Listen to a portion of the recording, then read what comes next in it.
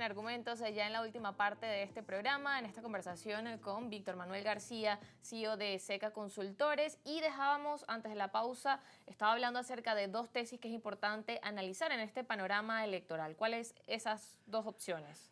Hay una tesis de oposición donde se ve a María Corina, por lo menos así lo vi yo, en un video hablando y ella solicitando que los venezolanos le den todo su concurso, que le den todo su apoyo, que ella está tomando las decisiones que son necesarias tomar para enfrentar, utilice esa palabra, para enfrentar al gobierno del presidente Maduro.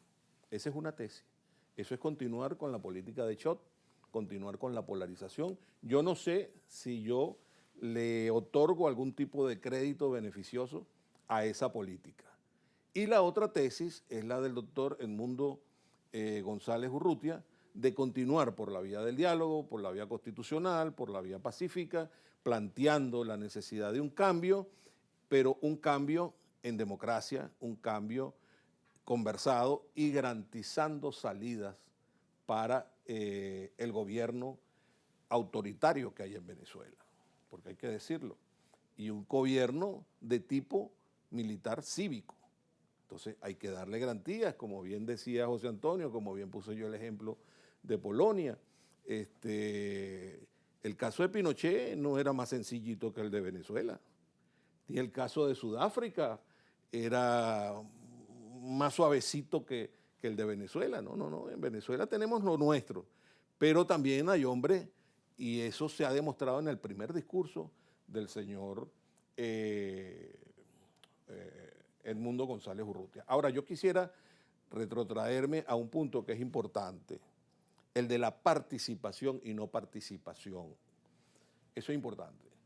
Por ejemplo, en el año 2018, no participó el 54% del electorado venezolano. No participó. Eran elecciones presidenciales, los candidatos eran por una parte el presidente Nicolás Maduro y por la otra parte el señor de Barquisimeto, Henry Falcón. De otra parte, en el año 2020, cuando vamos a las elecciones parlamentarias, la no participación subió al 65%. Ahora, ¿qué destacaba durante ese proceso? El llamado a la abstención que hacían sectores de oposición. Hay sectores de oposición que entendieron que ese era un grave error, cambiaron su tesis política, ahora están llamando a la participación. Yo creo que la participación o la abstención va a bajar a términos de aproximadamente un 35, un 40% para este proceso electoral de cara al 28 de julio. Sin embargo, es importante decir que esa participación tiene que tener en consideración por parte de la oposición un mecanismo muy importante. Son 15.399 centros electorales con una sola mesa. Tenemos ya los testigos de mesa en cada uno de esos centros electorales. Pregunta número 1 a la oposición. Pregunta número 2 a la oposición.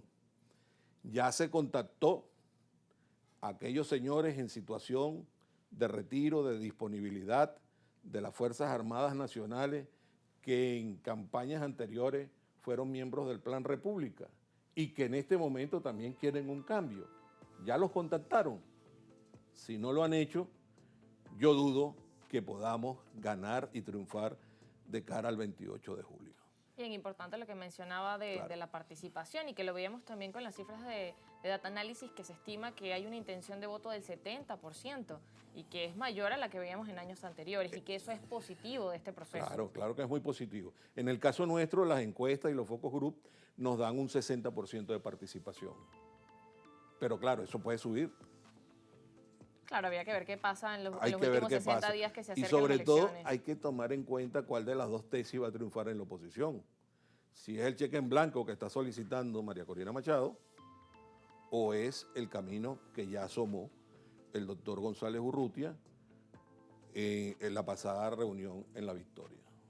Bien, y que dentro de esas dos tesis lo importante es resaltar que, como mencionábamos, lo que se necesita es esa transición en paz, avanzar hacia el diálogo y avanzar en esas medidas que necesitan son los venezolanos, que eso es lo que necesitamos también rescatar. Se nos acabó el tiempo, señor Víctor, gracias por acompañarnos. Gracias a usted. Muchas gracias por estar aquí en esta jornada y bueno, con esto nosotros nos toca finalizar este programa recordándole nuestras redes sociales @argumentos_gb, en la cuenta de X @argumentosgb, estamos allí siempre disponibles a su disposición, mis cuentas también en las redes @sorienmi, así que feliz tarde, nos despedimos.